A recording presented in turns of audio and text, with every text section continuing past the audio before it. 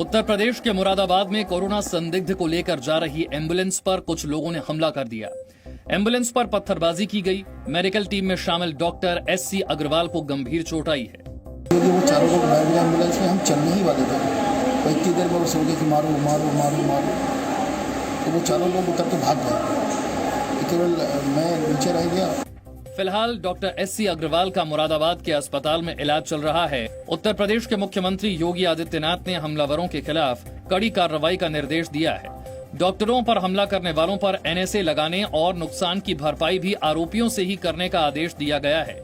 बिहार के मोतिहारी में लॉकडाउन के दौरान लोगों को जागरूक करने गई प्रशासनिक टीम पर हमला हुआ। बिहार के ही औरंगाबाद में भी 50 से 60 गाँव वालों ने स्वास्थ्य विभाग की टीम पर हमला कर दिया। तो नाम वगैरह पूछने लगे, उसी बीच करीब 50-60 आदमी जो है पहुंचे वहां पर। और गांव में जो है आने के बाद हम लोग के साथ हम लोग बताए भी कि स्वास्थ्य विभाग से आए हैं, जांच करना है, लेकिन वो लोग कुछ सुने नहीं, बोले कि मारो मारो। मुंबई के बांद्रा स्टेशन पर मजदूरों की भीड़ इकट्ठा होने के मामले में पुलिस ने 3 FIR दर्ज की हैं। पहली FIR में करीब 1000 अज्ञात लोगों पर लॉकडाउन के उल्लंघन का आरोप है। दूसरी FIR भीड़ को उकसाने के आरोप में विनय दुबे के खिलाफ हुई है। विनय दुबे को गिरफ्तारी के बाद 21 अप्रैल तक पुलिस कस्टडी में भेज दिया गया है। बांद्रा स्टेशन पे हुई वारदात में मुंबई पुलिस ने बांद्रा पुलिस स्टेशन में अभी तक 3 अलग अलग ऑफेंसेस रजिस्टर किए हैं। अभी तक इसमें से 3 में से एक ऑफेंस में विनय दुबे नामक आरोपी को हमने अरेस्ट किया है और उसकी 21 तारीख तक माननीय न्यायालय ने हमें हिरासत दी है और आगे की जांच इसमें चल रही है। महाराष्ट्र पुलिस की साइबर सेल ने फेक न्यूज और अफवाह फैलाने के मामले में 30 सोशल मीडिया अकाउंट्स की पहचान की है। बीजेपी आरोप लगा रही है कि भूखमरी की वजह से बांद्रा वाली घटना घटी। भले महाराष्ट्र की सरकार दावा करे कि वो 6.5 लाख लोगों को रोज भोजन खिला रहे, पर जमीनी हालात बताते हैं कि ये आंकड़े सरासर झूठे हैं। महाराष्ट्र सरकार का कहना है कि भीड़ इकट्ठा होने के लिए रेलवे भी जिम्मेदार है और इसकी जांच होनी चाहिए। लोगों ने ऑनलाइन देखा, बुकिंग शुरू हो रही है, ऑनलाइन सिस्टम शुरू हो गया है, इसका मतलब लोगों ने अनुमान किया कि ट्रेन शुरू हो रही है। गवर्नमेंट ऑफ इंडिया में किसी की अधिकारियों की लापरवाही से इस मामला निकला है। इसके बारे में रेलवे मंत्री भी थोड़ा ध्यान दे कि इसमें क्या हुआ है। देश में कोरोना वायरस से संक्रमित मरीजों की संख्या 11,000 के पार हो गई है। अब तक देश में कोरोना संक्रमित मरीजों की संख्या 11,933 है। कोरोना संक्रमण से 392 लोगों की मौत हो चुकी है, जबकि कोरोना संक्रमित 1,344 मरीज ठीक हुए हैं।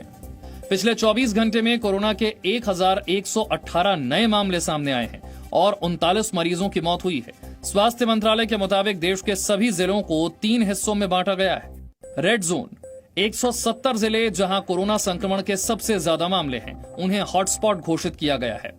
नॉन हॉटस्पॉट में 207 ऐसे जिले हैं जहां संक्रमण के मामलों की संख्या ज्यादा नहीं है। तीसरी कैटेगरी ग्रीन जोन वाले जिलों की है, जहां एक भी केस सामने नहीं आया है। देश के हर जिले उसको hotspot districts, non hotspot districts लेकिन वहां पर केसेस रिपोर्ट हो रहे हैं, और ग्रीन जोन डिस्ट्रिक्ट जहां पर की कोई केसेस नहीं आए हैं, उसमें बांटा गया है। हॉटस्पॉट डिस्ट्रिक्ट का मुख्य क्राइटेरिया है वह जिले जहां पर या तो ज्यादा केसेस आ रहे हैं या rate of growth of cases ज्यादा है, या दूसरे शब्दों में कहें तो डबलिंग रेट ऑफ केसेस वहां पर कम है। कोरोना संकट को लेकर आज प्रधानमंत्री आवास पर कैबिनेट की बैठक हुई, जिसमें लॉकडाउन 2 के एक्शन प्लान पर चर्चा हुई। स्वास्थ्य मंत्री हर्षवर्धन ने कहा कि अगले 2 से 3 हफ्ते बहुत कठिन हैं।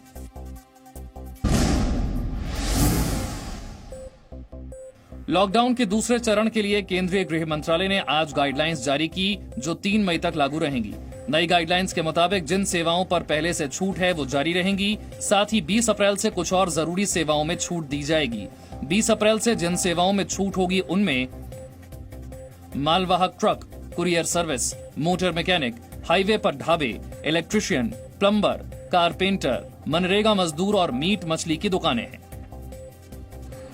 इसके साथ ही सरकार ने 20 अप्रैल से कुछ उद्योगों को भी राहत देने का फैसला किया है, जिनमें मुख्य रूप से कंस्ट्रक्शन, ईंट भट्टे, कोयला उद्योग, ग्रामीण क्षेत्रों में सड़क निर्माण, ग्रामीण क्षेत्रों में उद्योग और सिंचाई परियोजनाएं शामिल हैं।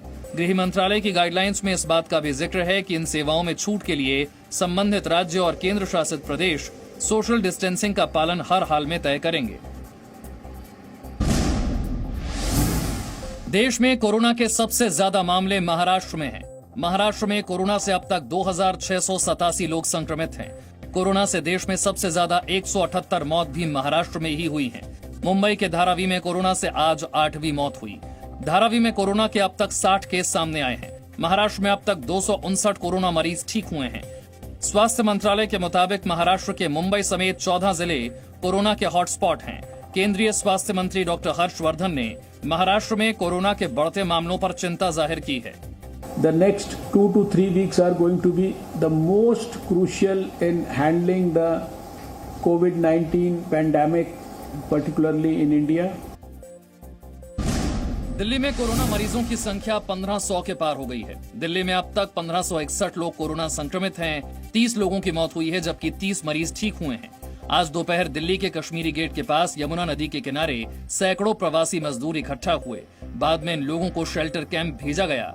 दिल्ली के उप मुख्यमंत्री मनीष सिसोदिया ने मजदूरों को पूरी मदद का भरोसा दिया है। जैसे ही ये असेंबली वहाँ पे होनी शुरू हुई, मुख्यमंत्री जी ने आदेश दिए और सबको अब बसों में फ्रूट्स वगैरह दे के और उनको खाने की व्यवस्था करके अब उनको नाइट शेल्टर्स में ले जाया गया है और वो वहाँ आराम से रहेंगे। उनको नाइट शेल्टर में ही खाना दिया जाएगा और वहीं रखा जाएगा जब तक ये कोरोना का लॉकडाउन नहीं खुलता है।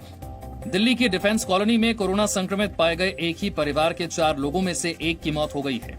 परिवार के 2 लोग ठीक हो गए हैं और एक का इलाज चल रहा है। आरोप है कि सोसाइटी का सिक्योरिटी गार्ड तबलीगी जमात से जुड़ा था और उसी के संपर्क में आने से परिवार के लोग कोरोना संक्रमित हुए। दिल्ली में सेना का एक डॉक्टर भी कोरोना संक्रमित पाया गया है। तबलीगी जमात के मौलाना साद की मुश्किलें बढ़ने वाली हैं। दिल्ली पुलिस क्राइम ब्रांच की टीम निजामुद्दीन मरकज पहुंची। क्राइम ब्रांच ने मरकज से 2 रजिस्टर और CPU बरामद किए।